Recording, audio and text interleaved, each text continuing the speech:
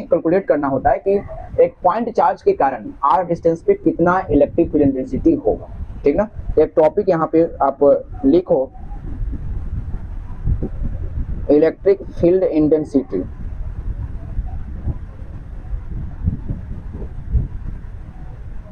Due to a point charge, due to a point charge.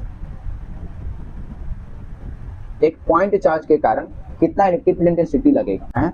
तो मान के चलते हैं यहाँ पे एक पॉइंट चार्ज और जिसका वैल्यू है Q, मान के चलते हैं कैपिटल Q, ठीक है। ये Q चार्ज का पॉइंट चार्ज है और इस पॉइंट चार्ज से हमको R डिस्टेंस पे, ठीक है, इस पॉइंट चार्ज से हमें R डिस्टेंस पे, ये पॉइंट चार्ज Q है और इससे R डिस्टेंस पे हमें इलेक्ट्रिक फील्ड इंटेंसिटी क्या होगा, यानी E का वैल्यू क्या होगा इसके कारण, ये हमें पता करना है, ठीक है। E का वैल्यू पता करने के लिए हम क्या करेंगे, टेस्ट चार्ज को बुलाएंगे। टेस्ट चार्ज हमको मान लीजिए Q0 है, तो Q और इसके बीच लगने वाले सबसे पहले फोर्स को निकालेंगे, ठीक है। मान के चलते हैं लेट F इज फोर्स, कैसा force, electric force. F is electric force is acting between charge Q and Q in the figure, जैसा कि फिगर में है। then from Coulomb's law,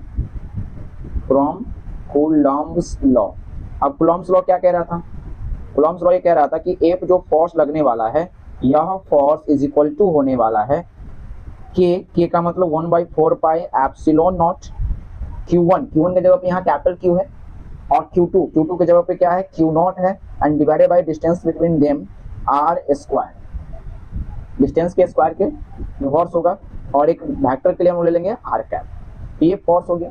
तो जब फोर्स हमें पता चल गया, तो हम क्या कर सकते हैं, इलेक्ट्रोस्टैटिक जो फोर्स पता चल गया, चार्ज पता है ही, तो हम इलेक्ट्रिक फील्ड इंटेंसिटी को भी क्या कर सकते हैं, कैलकुलेट कर सकते हैं। तो therefore electric field intensity E equal to क्या हो जाएगा, तो E इक्वल टू हमने अभी जस्ट पढ़ा कि फोर्स डिवाइडेड बाय क्या हो जाएगा, टेस्ट चार्ज यानी कि Q0, और फोर्स हमें पता है 1/4 pi epsilon not Q0 divided by R square, और इसे हमें डिवाइड करना होगा Q0 से। तो Q0 यहाँ पे हो गया कैंसिल। देयरफॉर आपका जो E मिला वो E इक्वल टू क्या हो जाएगा, Q/4 pi epsilon not and R square, और एक डायरेक्शन आपको लेके चलना है R कैप। तो इस तरह से आपको मिला एक फॉर्मूला, ठीक है। और यह फॉर्मूला यह बता रहा है कि किसी Q चार्ज से, जो कि पॉइंट चार्ज है, उसे R डिस्टेंस पे इलेक्ट्रिक फील्ड इंटेंसिटी क्या होगा। क्लियर, समझ में आ गया, ठीक है। ये हम आपको वैक्यूम के लिए निकाल के बताएं। अगर वैक्यूम को रिप्लेस कर देते हैं दूसरे मीडियम से तो ये वैल्यू चेंज हो जाएगा। If another medium is present, अगर कोई दूसरा मीडियम क्या है, प्रेजेंट यहाँ पे है, जिसका जो है रिलेटिव परमिटिविटी ER है, देन ये फोर्स आपको चेंज हो जाएगा, देन ये इलेक्ट्रिक फील्ड इंटेंसिटी चेंज हो जाएगा, और ये E इक्वल टू हो जाएगा Q/4 pi epsilon not epsilon R square and R cap, ठीक है। तो इस तरह से इलेक्ट्रिक फील्ड इंटेंसिटी क्या होगा ये आपको हमने बताया।